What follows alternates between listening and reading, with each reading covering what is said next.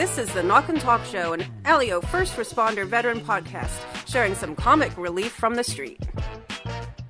Hey folks, welcome to the 37th episode of the Knock&Talk show. I, of course, am your host, Patrick Faulkner, and our guest for this episode is Eric McCants, a 12-year law enforcement veteran out of South Georgia.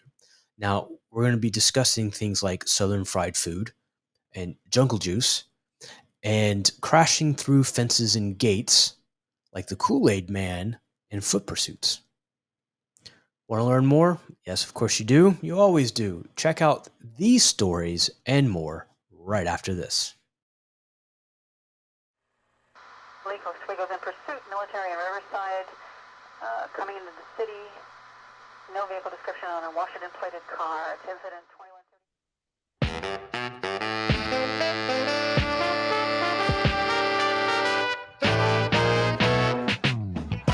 All right, ladies and gentlemen, welcome to the 37th episode of the Knock&Talk show. I, of course, am your host, Patrick Faulkner, and our Eric. Oh, it's Sunday morning. Our guest is Eric McCants, a 12-plus year law enforcement veteran out of South Georgia. And Eric is going to have some interesting stories for us because he's a SWAT member, crime suppression, and a 5-degree black belt. So, may be able to give Chuck an old run for his money. What do you think? I'm not going to say that, but I'll try. All right, Eric, welcome to the show, brother. I'm so glad to have you on. Why don't you take a couple of moments here and just actually give a better introduction than what I just butchered? Yeah, well, like I said, my name's Eric McCants. I've been in Augusta, Georgia my whole life. That's basically where I've been in law enforcement. Burke County is just right down from Augusta, Georgia. But I started off just like any other individual. I went to school. I went to a Christian school from K4 to 2nd grade. Then I went to public school, which was a little different for me. It was a change of pace. Yeah, just a little. Yeah, kids were different. A lot of things I didn't know coming from a private school to a public school. And I experienced those things. A lot less structure than when I was at the private school because they paddled us. If we got in trouble, they take you outside and paddle you then. So I went to public school. I became a little mischievous. Got in trouble a little bit. And like I said, my mother, she wasn't real strict, but she was strict. And like I said, I'm the youngest of three. I have an older brother than an older sister. And my mother always believed in putting us in like the fine arts and have us doing different things. Like she used to give us these birds and these flowers to cross stitch. So I know how to cross stitch. Oh, okay. Yeah. I mean, there's nothing wrong with that. There's nothing wrong with that. It's stress relieving. Oh, yeah. I mean, when we was little, I ain't paying no attention. I stick my finger all the time. But like I said, let's give us something to do. She'd keep us quiet for like 2 hours, so I understand why she did it. But I started off with the violin in 3rd grade. After I went to 6th grade, I moved up to the trumpet, and then I played the baritone. I did all that stuff until I went to high school. During my 8th grade year of middle school, I had to go to alternative school just for fighting, different things like that. Just being mischievous, learning how to grow up. And like I said, I was always the youngest person in my class, but I started K4 when I was 3 years old, so I was always younger than everybody else. So I played a lot, but I got my work done. But went to high school, played in the band my freshman year, and then after that, the football coach approached me, and I started doing football and wrestling and all that stuff. I will say that wrestling was my better sport. I enjoyed wrestling more than I did football, but I love football too. Wrestling was just a sport where it's just you and that one person. So Whoever wins, wins. So it is what it is. And during that time, my cousin and my uncle moved up from Alabama. And I said they were both preachers. Well, my uncle was a preacher at the time. My cousin became a preacher, and they both did martial arts. My uncle did Gunfu Wushu, was a style of Kung Fu. My cousin started off in Yoshikai Karate, which is a style of American karate from an Okinawa style. Basically what happened is they blended the style together, and we got what we call Gun Kai. Started training with him about my 10th grade year, and I've been in the martial arts ever since. The original plan was when I graduated from high school was to go to school for business management, help learn to run the business and run the day-to-day operation of the karate school. Well, I graduated early. I was 17 years old, never been from under my mother. So when I went up to school, it was a little different. I decided to get 8 a.m. classes because I had the smart idea of thinking that, well, if I go ahead and get my classes out the way, I have the rest of the day to do what I need to do. But we don't have nobody waking you up at 8 a.m. or staying on top of you. It's not going to happen, especially when you're partying that night before you get in the house around 1 or 2. So basically within the first year of school, I had to academically withdraw because I just wasn't doing what I needed to do. I was partying, wasn't going to class. If I did go to class, I was turning in half-done assignments. Basically, thinking I could just weasel my way through school. Hmm. Uh, Started working at this local grocery store called Kroger. While being there, my mother was not bothering me. Well, she was bothering me, telling me that I need to go ahead and get back to school, find something to do with my life. I'm like, okay, I'll find something. Just so happened it was an officer who was doing a special duty job there. And he was telling another guy about being a police officer, going to a police academy. So I overheard the conversation, ended up talking to him, and then he ended up telling me about the police academy, all the benefits. He always said, no matter what, you're gonna have a job. I mean, if you do what you need to do, you're gonna have a job because you always need law enforcement. And like I said, there's many benefits to being in a law enforcement profession. So went ahead, signed up with it, went through the academy, and I've been in law enforcement ever since. Wow. And fast forward 12 years. Yeah, it seems like it's been in the blink of the eye. It's moving pretty fast. Oh, yeah. My dad always said that the older you get, the faster time flies. That's what it seems like. Yeah. Yeah. So have you ever gone back to that officer that helped talk you into this to say, hey, look at me now? No, I haven't really seen him. I remember he used to be a chief of police at one of the smaller agencies inside of our Hmm. county, but like I say, I know he retired maybe 8, 9 years ago, and after that, I haven't Okay. seen him since. Yes, sir. Okay. I just thought that would be kind of a neat story. Hey, look at me. Yeah, it would be uh, nice to catch up with him, let him know what I'm doing. That I followed your advice. yeah. So speaking of that, what are you doing? Like, so you started 12 years ago. Walk us through some of that career path to where you are right now. Well, currently I'm at the Burke County Sheriff Department. But I started off in Waynesboro, which is basically the capital of Burke County. It's Okay. a small little city police department. My current sheriff was my chief of police then, and he was Oh, actually my academy instructor. He left halfway through the academy and became the chief of police of Waynesboro. And he told me, he said, "Hey man, I think you're gonna be a good officer. Why don't you come down here and work for me?" I didn't have any other job offers. I was like, "Hey, I'll do it." So I went down there, and he put me in what we call a specialized division called housing, which is basically you go from different housing divisions or housing areas, and you do the police work in those areas. It was me and my partner named Chris Young.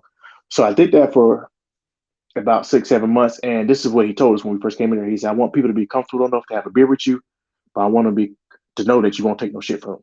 And he said, "Just keep it like that." He said, "Because they're having problems in those areas. People were fighting, loitering. They didn't want to listen to a law enforcement officer."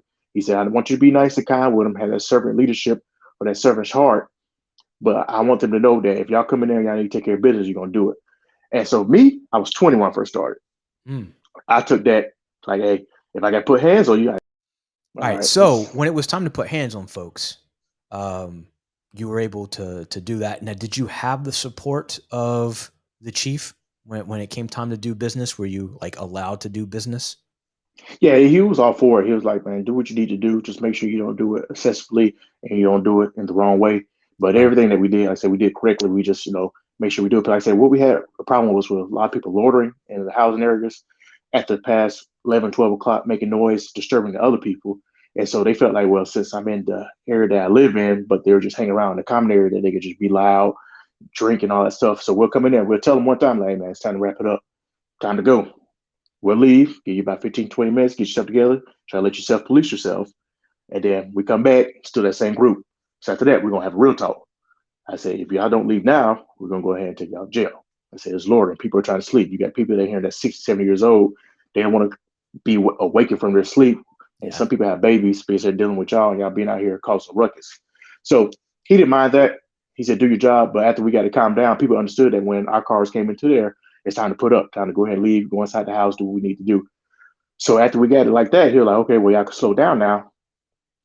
People don't need that heavy hand anymore. We couldn't understand it. So if somebody's causing an issue, even if it was a small issue, like, hey, man, you need to do what you need to do or you're going to go to jail. So eventually he moved me to just regular patrol, which was fine. But during that time, like I said, I was 20, had a lot going on, used to speed a lot, lost some equipment, report writing, just being a young officer and all that stuff. And like I said, he's always been a mentor to me. So eventually he called me into his office. He told me, hey, man, you're going to be a good officer one day. I really look forward to see your career prosper and all those different things. But at this time, I need you to pick this off the printer. There's my resignation letter. He typed up my resignation letter for me and told me, hey, man, once Mm. you get yourself together, once you grow up a little bit, then we can work this thing out a little bit better. So I had to resign from there. And then I moved on to a college campus. One of the investigators that I worked with up there, Joseph Nelson, became the chief of police at Payne College Police Department. He basically created an agency. He brought me over as a nighttime sergeant.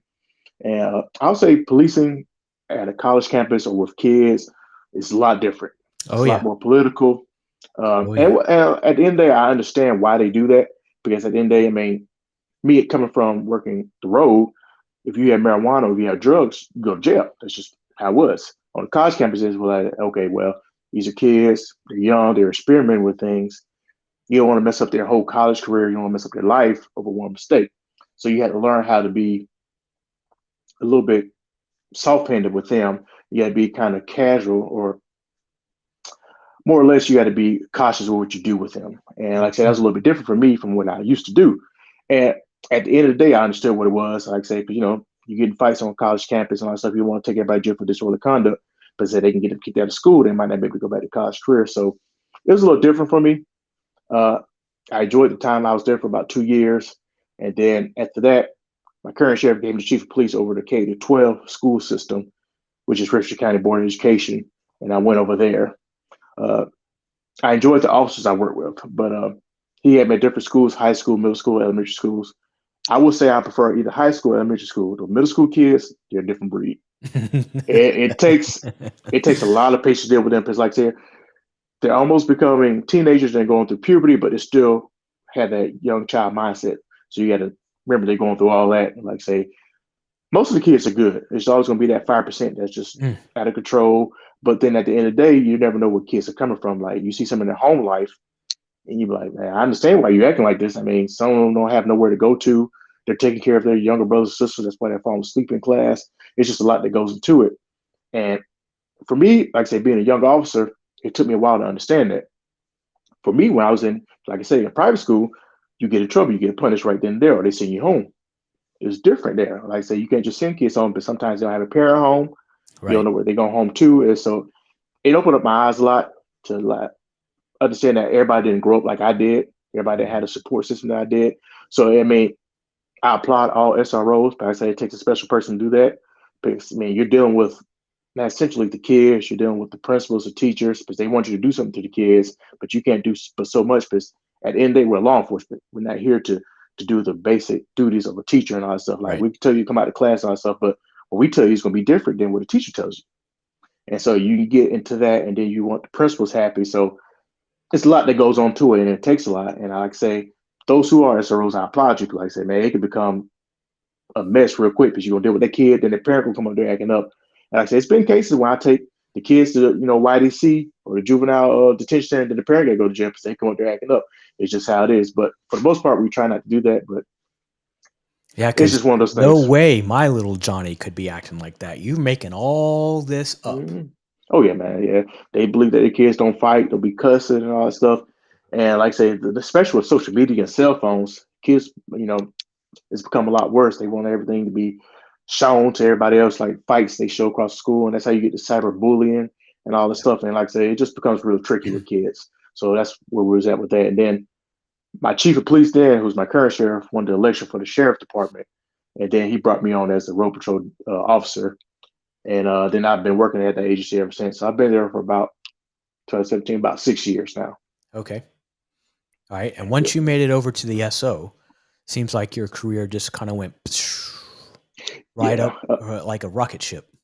Yes, sir. Well, my sheriff and then one of my best friends, Charles Prescott, who's the chief of police of Morehouse, always told me about education. They're like, it's not going to make you a better officer on the road per se, but it's going to give you more tools in your bag. So I started going to school. I went to University of Phoenix and got my bachelor's degree.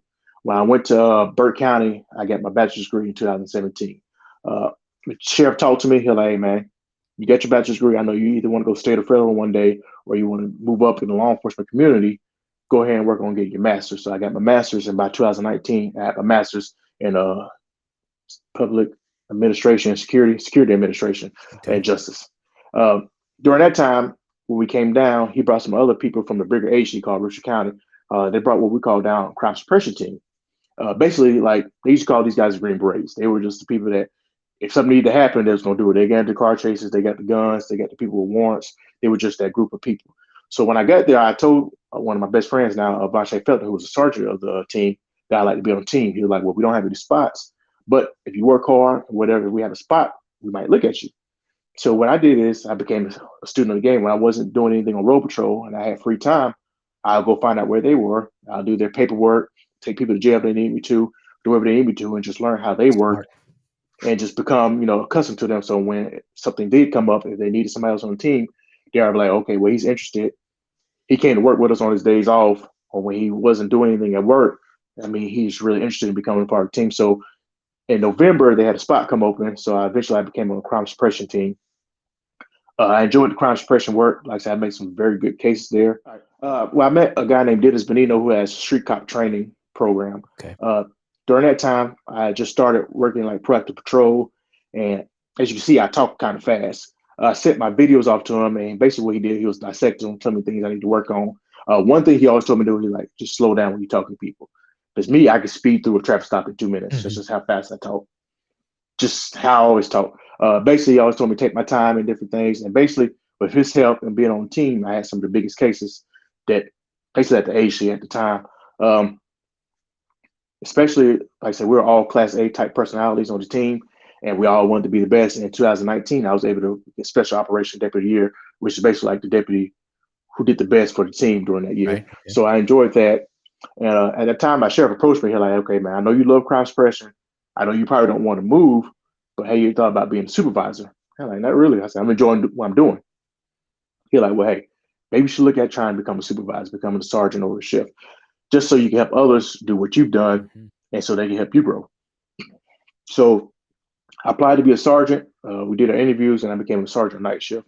I enjoyed it. And like I said, I've always been a team person. I always believed in that. So I wanted my shift to be real close. And so we used to have dinners together. Smart. We used to basically do everything together. We worked really well together. And at that time, that's when COVID was going on. So there was a lot going on. We couldn't do too much work, but we could do enough. Just make sure that things didn't get out of control.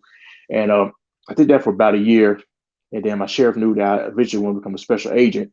So he said, maybe you should, worry about or try to get on an investigation unit, maybe like CID or narcotics. And so he approached me with that. And like I said, at the time, I enjoyed being on night shift. I enjoyed the shift I was on because we had a very cohesive team who worked really well together. I'm like, not really here. Like, well, just think about it and give it a try. So I put in for it and I became a sergeant in narcotics. And the way it works in our narcotics division is that everybody that's in the division and CID is basically all sergeants. It's just basically like a rank structure. So when you come on scene, you won't be just an investigator and then all that type of stuff. And like I said, I've been over there in narcotics ever since. Like I said, I've been enjoying it. Working a dope game is pretty crazy. Like I said, you see some crazy stuff. And you'll be surprised who's all involved with it and how far it really goes. So working narcotics has been fun. It's a good experience. I enjoy it. And doing that, our narcotics division works kind of hand in hand with the SWAT team, which I became part of the SWAT team in about 2018. It took me a little minute. I don't know if you can tell now I'm a pretty big boy. I don't like running long distance. We had to run a mile or so in like under 9 minutes. Right. Like I said, I never ran longer than 800 meters, and that was like 6 minutes. So I had to lose weight. So I was like at 330 when I first started in Burke County, dropped down to about 260. Wow. And I eventually made the SWAT team. Well, I picked most of the weight back up. Right now I'm about like at 275, but like I say, you throw a biscuit in front of me, I'm going to eat. There you go. Yeah. Well, I love to eat. South Georgia food is just comfort food. I mean, it's all it is. Fried this, fried that, gravy this, gravy that, pecan pie, apple pie. Yeah, no, I get it. Oh yeah. I was stationed at Moody Air Force Base down in Valdosta, Georgia, and I mean, the food down there was just right off of base. We had this place called Humdinger's, and it was open 24 hours a day, and they had the biggest shorter grill cheeseburgers. I mean, they were like quarter to half pound patties, and they would double them up, and then you got a milkshake and a double. So it was like a full pound of beef, and then the size of a Frosty milkshake. It was like $3. Now, you can't beat that. This was like 1996, 97, so it was a while ago. But yeah, the food down there is just, I mean, it tastes good. It's bad for you, but it tastes good. Yeah. Oh yeah. That's one thing about it. Like all we have is like Southern comfort food, like you said, fried chicken, the cornbread, the macaroni and cheese, and all that stuff. And like I say, you get hold of that, man. It's hard to let it go. It is hard to let it go. So yeah. So you made SWAT team, and And so it's a dual role. It's not a full-time SWAT. You're full-time narcotics investigation, Hmm. but you're a member of the SWAT team. So let's say a SWAT call comes out. You've got all the stuff with you. You just go and respond to the scene from wherever you're at, right? Yeah, basically, like I said, because like I said, we're not a full time SWAT team. Like I said, the county I work in is a pretty big county. It's 835 square miles, but it's only like 25,000 people, so it's not heavily populated. But like I said, it's a rural area for the most part. But we have different calls that go out, and then like I say, right now we're back to partnership with a lot of the other smaller counties who don't have SWAT teams, Oh, so if they okay. have issues, they'll call us out there. But basically, what it is, like I say, if we're doing something and we get a call out, like we need to go handle something, we'll just gear up from our trucks or wherever we have driving, drive to the location, and then handle the business. So I think maybe Atlanta PD, somebody has a full time SWAT team. Maybe it might be State Patrol. They have a SWAT team, but we don't. Like I said, we just respond from our duties. Okay. Yeah, there's a couple of agencies here in Metro Atlanta, I think that have full-time SWAT. I think APD does. I know GSP does. Um, I want to say Gwinnett might have some members that are full-time and then some that are part-time so that, Hmm. the whole calendar and clock could get covered. I would assume Hmm. Cobb County and some of the other bigger metro counties do as well. But that's it's interesting. That whole career path. I too spent some time at a college police department. Started off as a patrolman there, and 6 months later was promoted to the sergeant on the night shift, and then promoted to canine handler slash canine sergeant, special operations manager. And you're right, it's a completely different type of policing. Very, very Oh yeah. political. I came from a high speed, low drag. If you were a bad guy because you broke the law, you went to jail. If it was an arrestable offense, you went. Hmm. That was our job. Find bad guys, put them in jail. That was the way I was brought up in the late 90s, early 2000s. This place was, let's send them to the student review board. Yeah. And we had this. This may not surprise you. It's probably going to surprise everybody else, though. We had a case where there were some students that were breaking into vending machines, like stole thousands of dollars worth of honey buns throughout the campus. And of course, the vendor was like, "Hey, I need to be made whole here. I want these people arrested." And so the detective ran the evidence, found the bad guys, kids, 19, 20-year-olds, arrested them, took them to the jail, charged them, left. The administration found out about it, sent her back to the jail to unarrest them, to delete the Hmm. warrants, take them back to the campus, brush them off, say, okay, you've got a student hearing board meeting on Monday, right? And then I was told, because I was a night shift sergeant, and a working sergeant. I love to push my troops. So hey, I'm going out making traffic stops. Let's see who can go to the jail first. Right? I Hmm. did that too often. It was causing too much, too many problems with the purse strings for the campus by having kids kicked out for all kinds of bad stuff. So they said, okay, from now on, you need to ask permission to take somebody to jail. I was like, Doesn't work like that. no, I don't. I don't think so. I'll tell you after the fact. Like, okay, here's the synopsis, but I'm not asking. I've never had to ask. I'm not going to start asking. And when I tore my rotator cuff um, back in 2014, the last day of my FMLA protection was what was the day of my surgery. So once I was cleared to come back to work, they were like, "Oh well, we already gave your stripes to somebody else. We already gave your dog to somebody else. We don't have a spot for a canine sergeant. So thanks for playing, but bye bye." So it's very political on a college campus. For those Oh of yeah. you that are out there that are thinking about going to a college campus, a police department, it's a cake job, right? If you do absolutely Mm. nothing the entire shift, it's everything they want you to do. They'd prefer to have a unarmed security officer there. But because of active shooters and violence of the world, they need to have armed police officers. They just don't want it. Anyway, back to you, Eric. Tell me about, you're a sergeant now, right? And on narcotics. Tell me some of the, the funniest scenario when chasing down leads in a narcotics case. Like what's your funniest story about a narco case? Well, I'm not gonna say it was particularly funny, but me and my partners, we were riding through one of these areas that we know that sell drugs and all that stuff. So we're in unmarked cars with trucks. So we pull in, and as we pull in, I told the guy, like, "Hey man, like they're doing a hand-to-hand deal." And so one guy was in the car, and one guy was reaching through the window.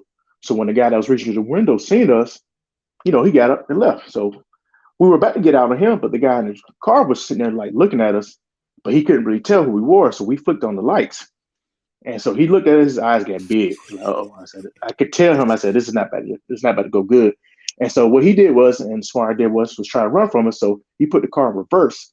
In this particular area we was at, they have like these high speed bumps. Like you got to take these speed bumps at like 10 miles per hour. You're going to mess up your car. And so he puts in reverse. I mean, he hits it as hard as he can. I mean, his car literally flips and turns around, goes into an embankment. And then and like I said, I'm on the radio. I'm like, hey, man, we got one running. We got an accident. And like I say, I'm screaming on the radio, but I didn't know what was going on. But like I say, he had flipped his car, wrecked into an embankment, tried to get up and run. And like I said, I know I sounded frantic on the radio. I'm like, okay, I got one running. I got a wreck. And they're probably thinking like, well, what's going on with y'all guys? Yep. What are y'all out there doing? Yep. And he did all that for over maybe an ounce of marijuana. And we're sitting there looking at him. I'm like, man, you caused all this for some marijuana? He's like, man, I don't know. I don't know. He said, man, I seen y'all coming. I had to get up out of there. I'm like, I guess. And then he's sitting there looking at us like we were wrong. Then he got mad at us. He said, "Out here harassing us, bothering us." I'm like, "Sir, you literally caused all this yourself. Like none of this damage, anything started from us. All we did was turn on our lights. You put that car in reverse. You flipped it, messed up. Your car's totaled." I said, "That's your problem. You're in the ditch, and now you're going to jail with traffic charges because of this." Oh. And he just blamed us for no reason. I'm like, "Man, what you want me to do about it?" I said, "You literally did this to yourself." And so, yeah, that was just one of them. Oh, good. Another one was we stopped a guy, old guy. He was about 71 years old. Beforehand, we had got him with some crack on him. We got some drugs on him. And our guys like say he was supposed to work. He like, okay, I'm gonna work, but he never did what he was supposed to do. So I took out warrants on him, and he was just dodging us. 71 years old guy, like dodging us. And so we finally see him one day, just walking around in the back of a apartment complex. And so my partner, like, hey, there you go. So I'm driving. And so my partners are screaming at me, like, drive, but like it's little kids playing, cars coming out way, so I can't really maneuver like I want to. Like, Eric, drive, stop, drive. I'm like, guys, we got to calm down. We got to calm down. There's a lot going on. I'm trying to get my mind together. I'm starting to get frantic. I'm starting to break in the middle of the road. And eventually I get to a spot. They're like, hey, man, just stop the car. So I stop the truck. They bail out and go chase a 71-year-old man. He starts running. Like, he was actually running, 71 years old. I had to put the car in park because they left the doors open. So I had to get out, close the back door, run outside, close the passage door. Yeah. They forgot that. So eventually they catch up to him. And when they catch up to him, he starts laughing. He's like, hey, man, y'all got me. He said, I just hadn't tried. And literally he was running with a cup in his hand that had alcohol. He's like, man, I just had to see if I still had it or not. Jeez. He was cool with it. Went to jail. He laughed it off. But, man, we're like, man, you could have just went to jail. He's like, man, I had to see if y'all still had it in y'all. I'm like, you're 71 years old.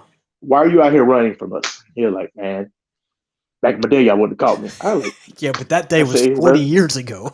Years ago. I say, man, I wasn't born back in your day. I say, what are you talking about?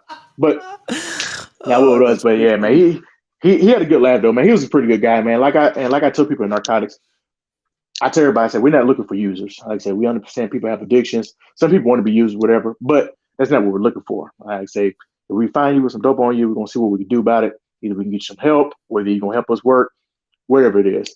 But some people gotta go to jail. For him, like I say, he went to jail, but eventually we ended up talking to I believe it was the district attorney about it and just see if we could just drop the case. If we need to bring him back up, we could if he gets back in trouble. So that was just one of them. It's never a dull moment, right? Never. Never a dull moment. Never. So in 12 years, have you ever had a brand new patrol car?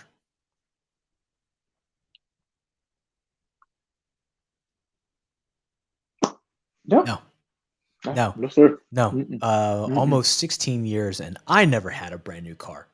Yes, So what I was your never had one. What was your first patrol car? Crown Vic. I believe Yes. it was either a 2001 Okay.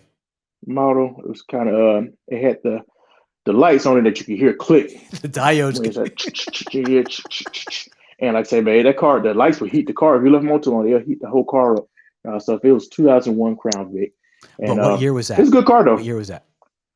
2011. Right. So how many miles did it have on it?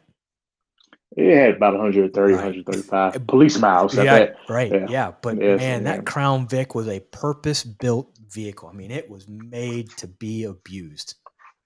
Yeah, and that's why I tell people, I said, man, if they could have kept up with the times with the Crown Vic, it would probably still be the best selling car. But I said, man, one thing about the Crown Vic, and that's why I always tell people, like back in the day, if you get into a fight or you get into a car chase, you hear that Crown Vic coming, Oh. you tell them, like, man, you better stop running. Because if we catch you, we're gonna deal with you. But yeah, man, that Crown Vic was always just a good car, man. You had a lot of space in your trunk, a lot of room. And like I say, when I was on Crown Expression, they gave us Taurus, like the newer model Taurus.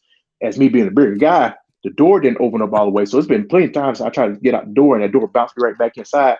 I was like, man, come on now, we got to do better than this. So and then you got to reach on top of the hood to pull yourself out. So I like the Taurus at speed, but man, you can't beat the Crown Vic. So you want to know what my very first patrol car was? This was in Caprice. No. It was a this was in 2000.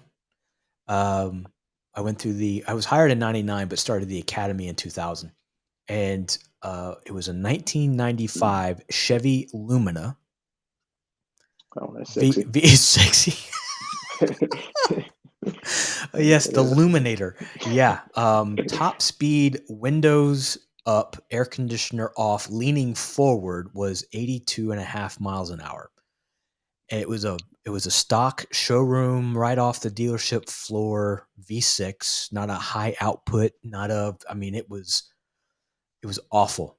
I can imagine. Yeah. And then my second car, when that one finally blew up because I wrecked it 3 times, it was a 98 dual exhaust Chevy Lumina, high output, 3.8 liter, and it had a little bit of speed to it. It wasn't until 2007 that I got a 2002 Crown Vic, and I actually got to drive a real police car. I mean, that car was awesome. It had 150 plus miles on it. When I got it, I'd put over 110 to 150 miles on it a night, working a 12-hour shift, and it would take anything I gave it. Oh yeah. Yeah, those were like tanks, man. Like I said, man, I remember them Crown Vics, man. Then you could pile all the people you needed to in there. If I was going to ride out and try to catch somebody, man, you could put them in the back seat. It was a good car, man. Now imagine trying to put you in the back seat of a Chevy Lumina, because it much like the Taurus you mentioned, the back door didn't open all the way. It wasn't like a suicide door. I mean, it was maybe 45, 65 degrees. It would open up. Trying to peel in, it was sometimes with some bigger people, out of the trailer park or whatever. It was like stuffing a marshmallow in a parking meter. I mean, you really would have to help push the folds in the car and then getting them out. Grab the head. Yeah, getting them out was the SO's problem, right? I got them in. You get them out. Yeah. Oh yeah. I've done that, man. Like I said, man, we had a pretty big guy we arrested one time. He had to be about 400 pounds, and he was just shaped like a box. And man, I felt like I had to grease him up to put him in that Taurus. I was like, come on, man. I was like, Jesus, help me out, man. And like, man, his feet were hurting. I was like, man, we just, it could be a struggle, man. It could, yeah. And those are the type of people you have to use the leg irons as handcuffs because they can't get their hands all the way around, and then trying behind the back. Yeah, trying to get them into the car with their hand, it didn't work. It's a dynamic situation sometimes. Yeah, and if they were fighting still, that was even worse. Oh yeah. So what are you driving now? Tahoe, Explorer, F-150. F-150. Oh, okay. All right. Yeah. See, our issue, they have Explorers, Chargers, and Taurus for the road patrol, but Like I said, we drive Chargers, not Chargers. We drive F-150s. Some of the guys have 250s. Some have Tahoes, and then we have a couple of Dodge Rams. Okay. All right. And it that's right. You said it was unmarked. Okay. Hmm. All right. Let me ask you this. And I've asked a couple of police officers that have been on the show this question, and it seems a little odd when I phrase the question, but I'll ask it and then I'll explain. Okay. Mhm. Are you a tucker or an untucker? Now, while you're thinking about that, the rain jacket. My FTO was a Marine or is a Marine, and he made me tuck my raincoat inside my gun belt and Mhm. not use the little slip on the side for the gun and the other slip on the other side for the radio. Mhm. Because he said it looked more professional. It was more tactfully sound because you could get to all the accoutrements on your Batman belt. And it was more stylish. Were you a tucker or an untucker when it came to the rain I was sleeves? on An Tucker. untucker. On Tucker. Okay. Yeah, man. Like I said, man, just I throw it on quickly as I can, and like I said, I just be fumbling around with it. But yeah, nah. Like I said, when we was on cross person, they gave us these kind of like heavy duty jackets, and we wore outer vests. So Oh, most time, like I okay. said, Yeah, the jacket start right there at your waist. this was long before the outer vest. Oh Long yeah. before the outer vest. Dating myself here. This was back when reports were carbon copies, handwritten. Oh yeah, yeah. So I'm glad I had to do that. Like I said, I had to draw an action report one time, and I was highly upset. I'm like this. Oh yeah, you had to use the Mm-hmm. blue blitz and not easy Mm-hmm. draw. Yeah, so I didn't. That's one thing about me. That's why I tell people about law enforcement. Like I said, it's gonna be different avenues you can go into, like traffic and all stuff. I understand the point of it, but like sitting there doing DUIs and doing wrecks, like you send me to a 5-car wreck, I'm gonna cry. Yeah, I'm like, man, what? yeah. What? Some people love it, and like I said, I applaud y'all for that. But me, No, that's not my cup of tea. no. So my measurement of suck when I was comparing jobs while in law enforcement was, well, is it better than working wrecks in the rain? Because that's what you're going to do on patrol. And if it was better than working wrecks in the rain, then it didn't suck. No matter how bad it was, Mm-hmm. it didn't suck. But there were some jobs that were worse than wrecks in the rain, like Oh yeah, juvenile cases. Oh, they're so awful.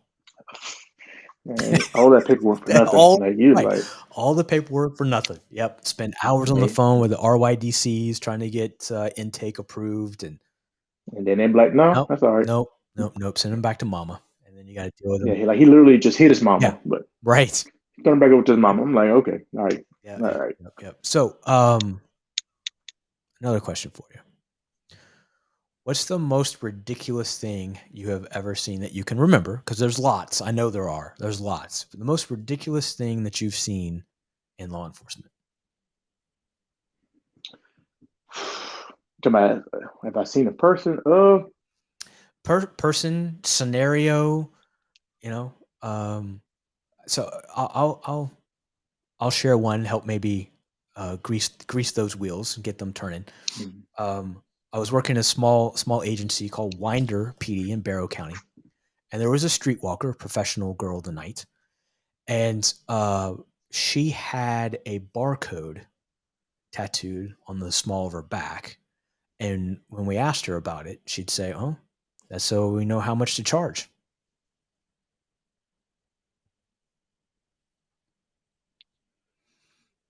Hmm. I, I mean, that's pretty. I mean, not the most ridiculous thing I've ever seen, but it's pretty crazy, right? Yeah. Okay. All right. Well, yeah. That's. I don't. I mean, you, Yeah. whatever you Yeah. like. Yeah. I mean, whatever floats your Yeah. boat. Yeah. Well, I've told the story before, but like I said, it was just one of the funniest ones I dealt with. Like I said, I was on crash suppression, and one of my lieutenants had arrested this guy for burglary.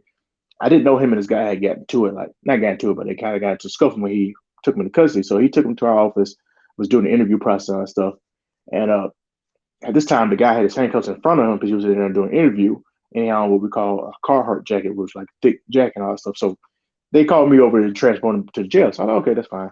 So I'm walking this guy out. I'm holding on to his jacket, thinking like it's gonna be easy. So yeah, I'm like, fine, skinny little guy. And so we get to the door going outside the office, and my lieutenant just happens to call me. So I do like everybody else. I was like, hey, what you need?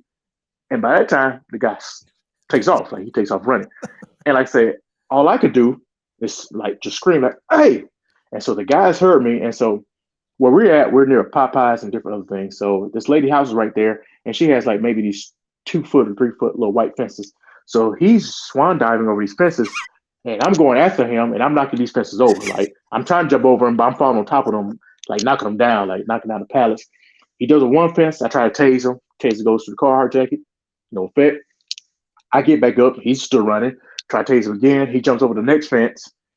I go to the next fence. I kind of follow through like the Kool-Aid Man. We're going across the street. And by that time, we have other guys running. And one of the guys that was running with us, he runs. He falls in the middle of the street. And he tried to catch himself with his hand.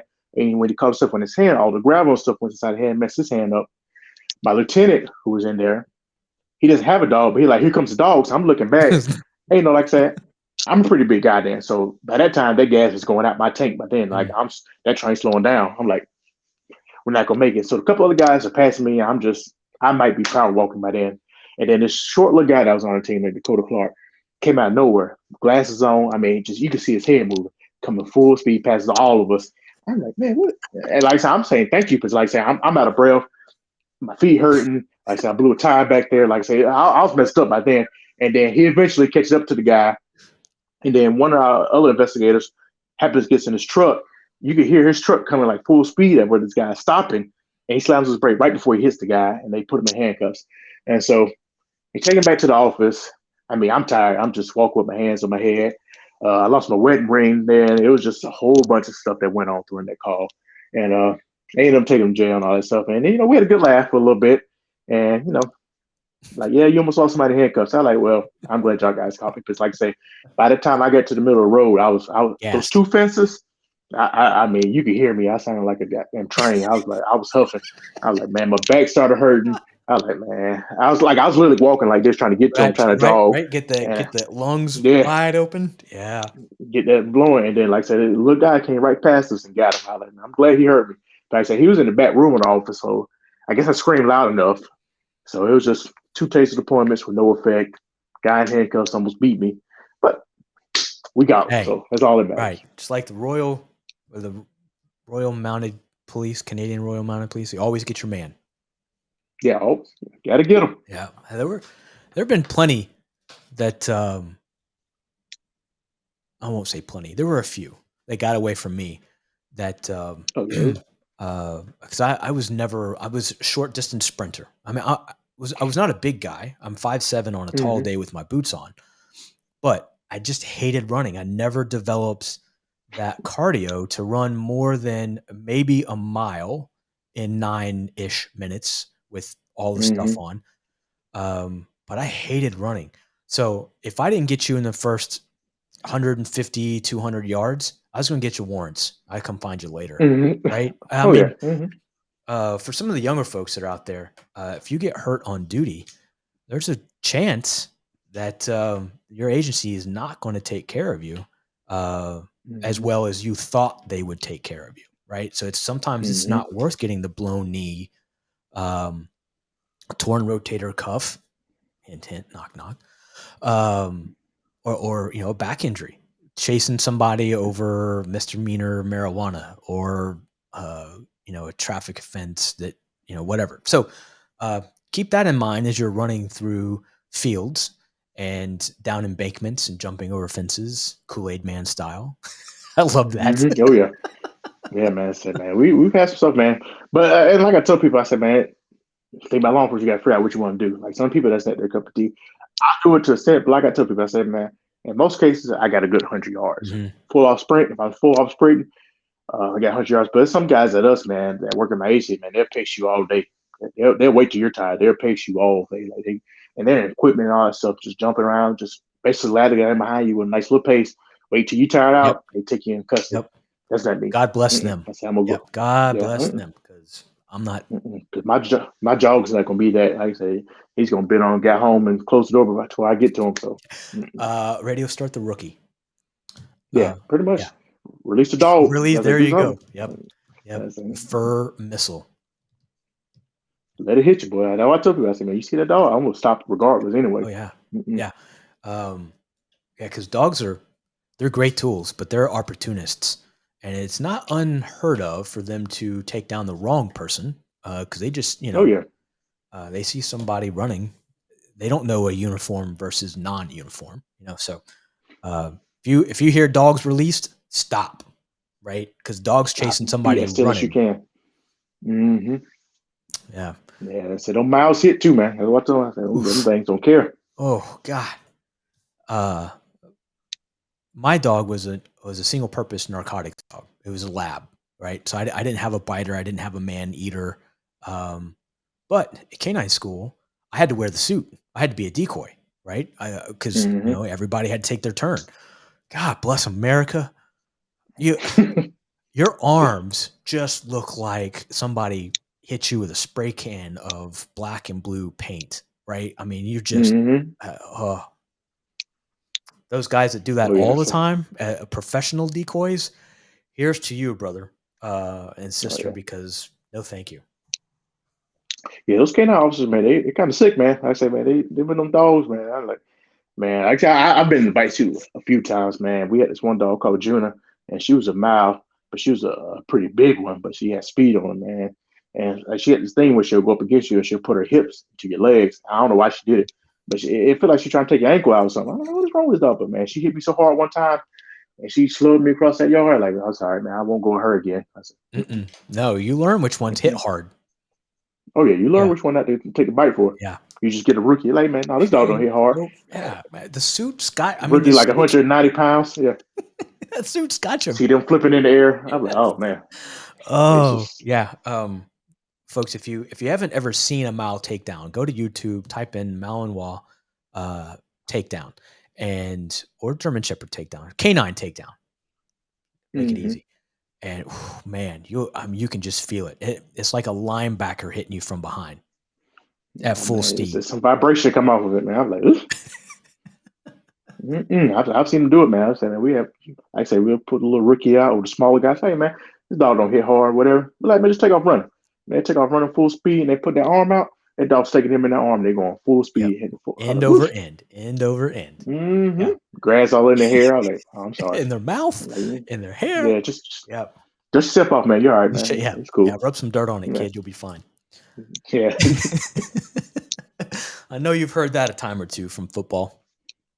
Oh yeah, man. You'll be all right. Suck it up. Yep. That's Yep. one of the things, man. Yep. Eric, what's next for you on the horizon? You've got your bachelor's in criminal justice. You've got your master's in public administration and safety. You've done patrol. You've done narcotics. You're on the SWAT team. You had mentioned earlier that special agent is something that are you looking to do one of the alphabet soups? I thought about it. Like I said, I'm not a big runner, and like say for their testing guidelines, they Uh, want you to do a mile and a half in like 12 minutes and 30. oof. That's 2 minutes a lap. That's pretty booking it. I mean, I'm working on it. Uh, just trying to see what I want to do next. But like I say, at the end of the day, uh, I'm one of those people that I have to stay busy. Like, I don't mind doing paperwork. I'm fine with doing it. But if it's just like just sitting behind a desk all the time, I'm not one of those type of No. people. So I got to find like the right job for me. And like say, me, I'll go crazy just sitting behind the desk. So I just got to figure out what's next for me. But uh, like right now, like I said, I'm in the process of putting in for one of our lieutenants for the Special Operations Division. So we'll see how that goes. But my sheriff always told me, he like, we're in a smaller agency and all that stuff. He said, man, get what you can around here, get your degrees, see if you get you some rank, and try to branch out. He said, even if it's not state or federal, go to a bigger agency, where you can make more money and do more and all that stuff. So he's always been one of those people that encouraged me to keep going further in what I do. Additionally, like I said, I want to start teaching more. Like I said, I got my instructor certification in Oh, Georgia. okay. I eventually want to get my firearm instructor, and basically, like I say, it's along with policing, I want to be an instructor. Like I said, I've had some really good instructors in my lifetime, people that I still think about, because of the list that they taught me, and I eventually want to become like them. And then, like I say, with the life coaching thing, uh, as I've gotten older, like I said, when I was younger, I remember going through a lot of mental battles. But as you get older, become adult, handling family, wife, kids, all that stuff, you go through a lot of mental stuff, especially being in law enforcement. we go through a lot of stuff, Yeah. but we don't tell people. Right. And like I said, I'm trying to help people. They don't have to tell everybody, but tell somebody what's going on. But like I said, we're losing a lot of officers to suicide. A lot of officers just trying to hang it up because they can't handle the mental stress that comes with it. Especially now today, like I say, man, get in trouble for doing your job. Like I Yep. say, if you do it correctly, like I said, they're gonna put your name through the news and they're gonna drag you out, even if they find it's correct.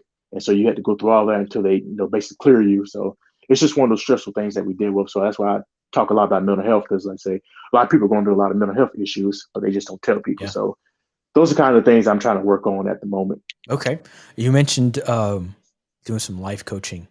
Are you looking at potentially focusing on officers who are kind of struggling with, what do I do next? How do I progress my career?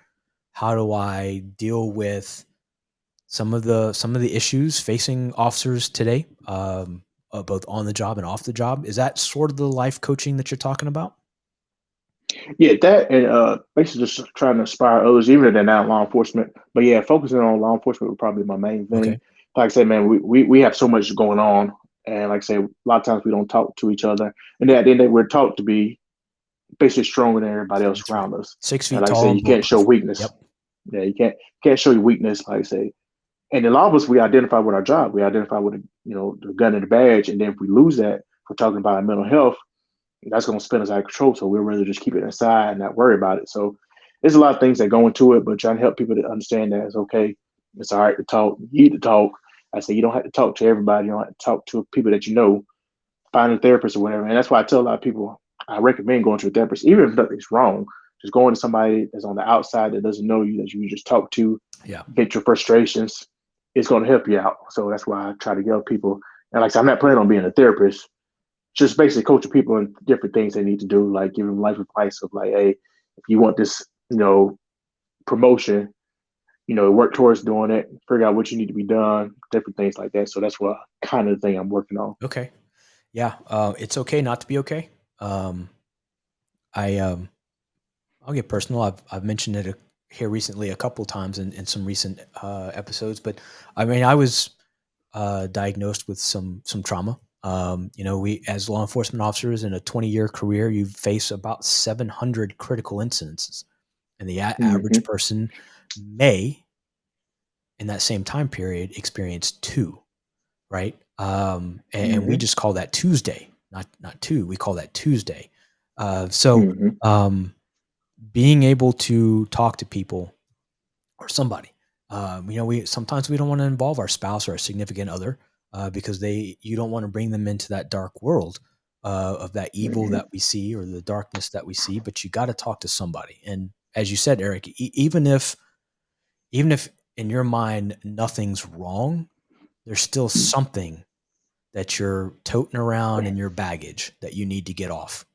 It'll make you a much better person, husband, father, son, daughter, wife, girlfriend, boyfriend, and officer, because you're able to offload some of that baggage over your shoulder. So from somebody who was 5'7", who thought he was 6'5" and bulletproof, I wasn't, and my family sort of suffered from it. So talk to somebody, anybody, somebody. If you need help finding somebody, reach out to me. I'm sure Eric wouldn't mind. He's pretty active on LinkedIn. And by the way, some great funnies that you post every single day. I get a chuckle out of them. So find Eric on LinkedIn or me, and I'll listen. God gave me big ears. So I don't mind listening or as well as pointing you in the direction to talk to somebody else. So before we go, I have to ask you this question. Now, folks, before every episode, I send the guests a questionnaire to fill out. And one of the questions is, if you consume adult beverages, what's your favorite? Your drink of choice, so to speak, your poison that you prefer. What in the world is jungle juice? What? It's basically like a party drink. Okay. It's basically you just get a big old bucket, and you put all the high C fruit punches, sodas, alcohol you can. One of the main stars of the alcohol you're gonna put in is gonna be Everclear. Of course. So Okay. you put that, Everclear, rum, tequila, all that stuff. Basically, just a whole bunch of assortments of different sodas, juices, fruits, and the alcohol. And Just this is push it all together. put in the tub, right? Yeah, Mhm. and then you just scoop in, right? And everybody's doing the watermelon crawl at the end. Yeah, man. Basically, you see people outside just hanging on in bushes and all that. Good times, man. Good times, man. I can't do it no more. If I say, man, I'll be down for about a week now. Right? I can't. Yeah, man. The older we Mm-mm. get, the harder it is to recover. Oh yeah, man. Like I say, you still think you could party, you still think you're young, man, but you wake up, your knees hurting, ankle cracking. I'm like, man, this ain't it. But yeah, like I say, you have fun. You be like, okay, man. Yep. And then they be like, you want to do it again tomorrow? Like, nah, I'm gonna sit on out for this one. Grab me something to eat and lay down. I say, nah. Mm-mm. Oh, wow. Well, folks, thanks for tuning in. Eric, thanks for being a guest on the show. This was the 37th episode of Knock and Talk Show. And Eric McCants, brother, thank you for taking the time and hanging out with me on this Sunday morning when this was recorded. Any last words of either encouragement or advice that you want to give those listening before we say our adieus? Just like I tell everybody else, to keep pushing. Like I said, I know things become hard in life, but like I say, you just got to keep staying focused. And it's all about the mindset. Staying focused on the positive things and the negative things will help you get a lot further in life. Wise words from Eric McCants. I believe that should be a daily blog. Well, folks, stay safe. And until next time, keep your head on a swivel.